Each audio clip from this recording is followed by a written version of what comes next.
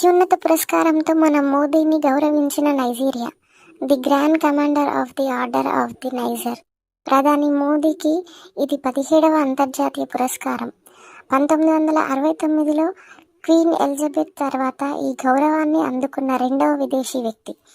ఇప్పటి వరకు దాదాపు 17 దేశాల అత్యున్నత పౌర పురస్కారాలు అందుకున్నాడు మన ప్రధాని మోదీ గారు.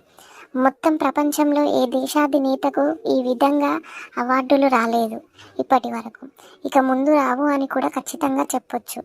ఎందుకంటే ఏ దేశాధినేతలు కూడా ఇలా చాలా దేశాలతో స్నేహంగా ఉండరు. కానీ మన ప్రధాని చాలా చిన్న దేశాలతో కూడా స్నేహపూర్వక సంబంధంతో ఉంటాడు. అందుకే ప్రపంచం మొత్తం సెల్యూట్ చేస్తుంది మన ప్రధానికి.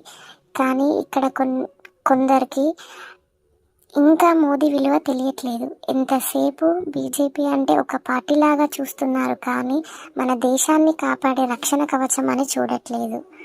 జై హింద్, జై శ్రీరామ్.